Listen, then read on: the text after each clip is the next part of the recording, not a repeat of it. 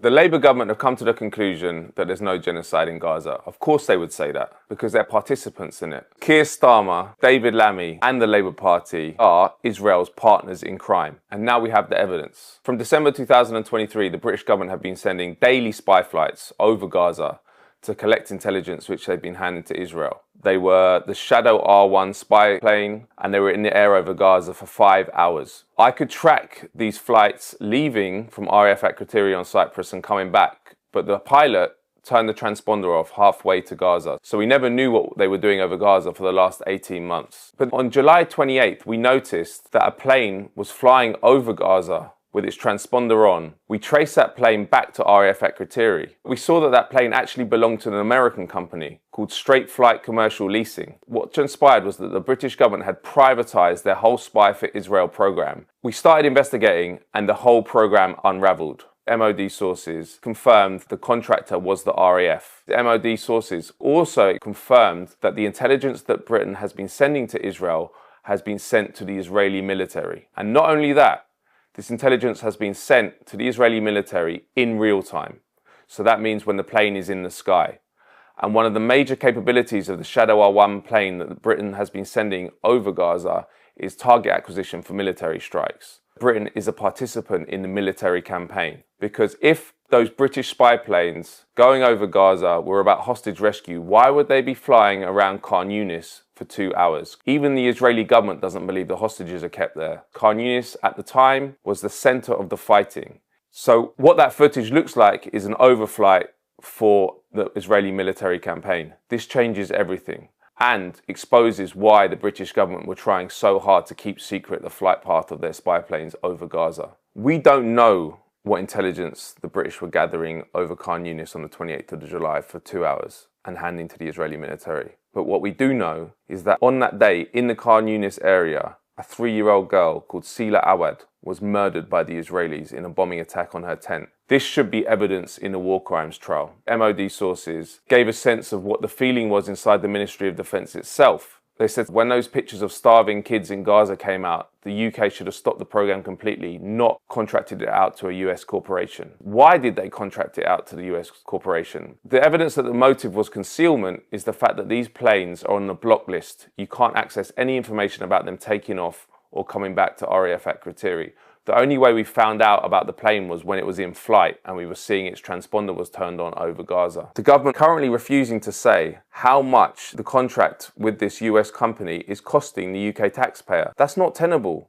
There's no justification for that level of secrecy. It's our money. We're paying to participate in genocide and we're not even allowed to know how much we're paying. Who is the British government working for? The truth is that we're not an independent country. And we're not a sovereign country. Our foreign policy is made in Washington. Washington's foreign policy is made in Tel Aviv. And this is a recipe for endless war. Keir Starmer's Labour has secretly been allowing Israeli Air Force planes to land in Britain ever since it took office in July 2024. From September 2024 to June 2025, 9 separate Israeli Air Force planes have landed in Britain. They all landed at RAF Brize Norton, the largest airbase in Britain, which was recently targeted by direct action group Palestine Action. The important part about this is that the Labour government has tried to keep this secret up till now. When asked in Parliament in February, the UK government refused to say how many Israeli Air Force planes were landing in Britain. This is a huge black hole in the British governance system. How can we have foreign militaries landing in our country, especially ones involved in genocide and war crimes, without them having to tell us? It's an outrage. Importantly, this was a policy change from the previous Conservative administration. So what changed? Why is Labour now trying so hard to keep this information secret? It's because there's a cover-up going on, but that cover-up ends now. Labour Defence Minister Luke Pollard told Parliament, for operational security reasons and as a matter of policy, the Ministry of Defence will neither confirm, deny, nor comment on any foreign nation's military aircraft movement or operations within UK airspace or UK overseas bases.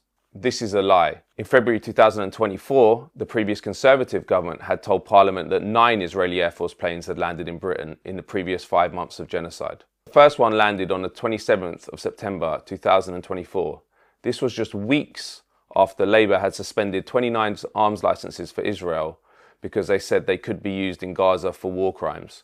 So why was the Labour government also allowing Israeli military planes involved in the bombing of Gaza to land in Britain? This makes no sense.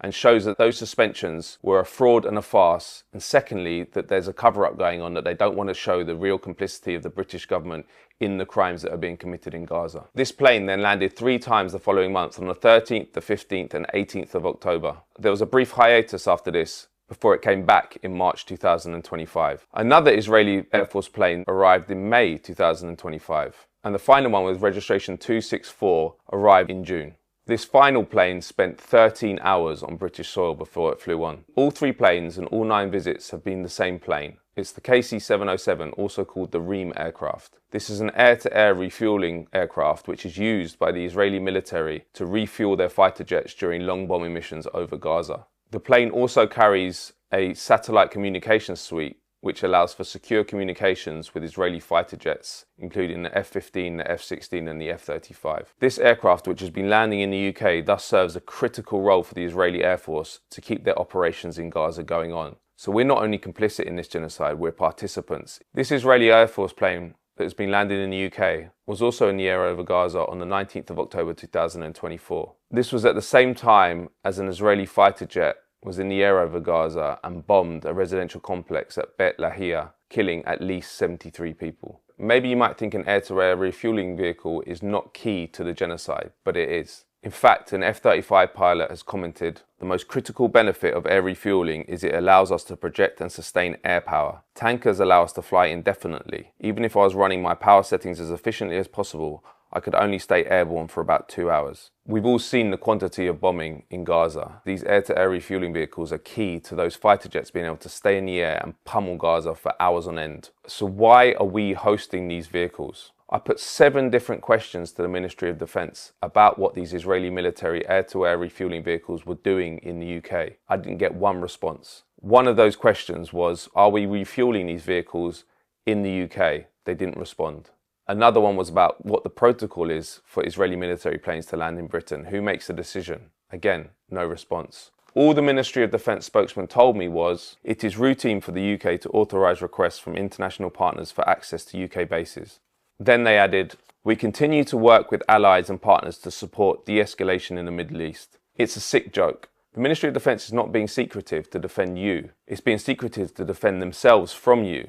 They don't want you to know what your tax money is being used for. It's being used for potentially refueling Israeli aircraft that have been involved in the bombing of Gaza. This is a country whose Prime Minister is the subject of an arrest warrant by the International Criminal Court for crimes against humanity and war crimes. This is also a country which is being investigated for genocide at the International Court of Justice. As British citizens, you have to ask, who is our government working for? Despite the fact that the majority of people in this country want nothing to do with Israel and want an arms embargo on the country, our government, our ministers have been giving orders that allow that genocidal machinery, that military machinery to land in our country. That makes them not only complicit, but participants in what is going on. I believe that we already know enough that British ministers could be prosecuted for their role in Gaza. If we had a functioning media, this story would be on the front page of every newspaper. I can guarantee it won't appear in any mainstream newspaper. Why is that? Why is our media so controlled? One reason might be that the government is pressuring media not to cover this stuff. Early on in the genocide, it was reported that the SAS, UK Special Forces, had deployed to Cyprus for quote-unquote Gaza operations. The following day, a D-notice censorship order was sent out by the Ministry of Defence to all media to say you cannot say another thing about the SAS and Gaza. We know nothing about what the SAS has been doing in Gaza, potentially, and Israel for the last 2 years. But maybe also it's part of a culture of obedience to power which exists in the British mainstream media. When you're talking about your government's participation in the genocide, it doesn't get more serious. It's an outrage that no one covers this stuff. On April 1st, 2024, 3 British aid workers, all of them military veterans, were killed in an Israeli airstrike. This wasn't a mistake, this was a targeted airstrike. Their cars were targeted one by one. In the aftermath, the government refused to give the footage that had been taken over Gaza that day by British spy planes. Again, I ask, who is the British government working for? Isn't their most critical role to protect us and protect our safety? Yet they're refusing to hand over the footage they have of when a foreign power kills our own people. This is an outrage. Another key component of this has been the UK base on Cyprus, RAF Akrotiri, which has become the international hub for getting weapons and other supplies to Israel so they can get their genocide done. It's highly likely that Israeli military planes have been landing at RAF Akrotiri as well, including possibly fighter jets themselves. In 2024, Kenny McCaskill, then Albert MP for East Lothian, asked the Ministry of Defence if any Israeli F-35s have been landing at RAF Akrotiri. The department replied, "For operational security reasons and as a matter of policy, the Ministry of Defence does not offer comment or information relating to foreign nations' military aircraft movements or operations." This answer from the Ministry of Defence came just a month after the Daily Express had published a story based on senior sources within the UK military, which said that Israeli F-35s had up until recently had access to RAF Akrotiri on Cyprus. Israeli F-35s, the sources said, had a facility to render technical assistance at the RAF Akrotiri base in Cyprus. The secrecy I've described about Israeli Air Force planes in the UK is also mirrored by the secrecy around US Air Force planes in the UK. There's 11 so-called RAF bases in the UK which are actually US Air Force bases. They have been used throughout the genocide to move weapons and other equipment to Israel. But we know virtually nothing about what was on those planes. That's because the UK government has a blanket statement whenever you ask about US activity on our bases that we don't comment on it. That's unacceptable. Anyone who believes in democracy understands that we need a higher threshold for transparency about foreign militaries on our bases than even our own forces. This goes to the heart of the matter that UK foreign policy is not made for us. It's not made to protect us, and it's not made for our interests. What it's made for is the interests of the small elite that runs Britain. Why is our participation in a genocide protecting us? Why is it anything good for us? What it's about is the UK establishment, which has been captured by Israel, doing anything they can to support this genocide. In that context, the people who are trying to stop the genocide, Palestine Action, are now being criminalised as terrorists. Palestine Action sparked the proscription order from Yvette Cooper because of an action at RAF Brize Norton. This new story shows that RAF Brize Norton is a key part of the Israeli genocidal machine. Under the Genocide Convention, states have a duty to punish and prevent genocide. Our state is doing the opposite, and these new revelations show that the UK is an active participant in the genocide. Everywhere you look, the UK is a key part of this genocide, and it needs to stop. But what do we do in the context of our government participating in a genocide, lying about it, and trying to keep that participation secret? Well, as journalists, we can expose it, but we also need legal institutions to step up to the plate. I'm talking about the ICC and the ICJ. Now, they have cases against Israel and Israeli ministers, but I think their investigations need to go to London too and to look at our ministers. There's enough information there already to launch a case. When a case is launched, they have all different mechanisms to get even more information. And my hunch is that we're still scratching the surface. The participation goes much, much deeper. We're talking about a crime which will echo down the ages. This is a crime which we talked about in hundreds of years, and our government has been participating in it from the beginning. Our media has been covering for that participation. So it's up to us to make sure the ministers involved, anyone in the chain of command, is held accountable and faces justice, because the victims in Gaza deserve that at the least.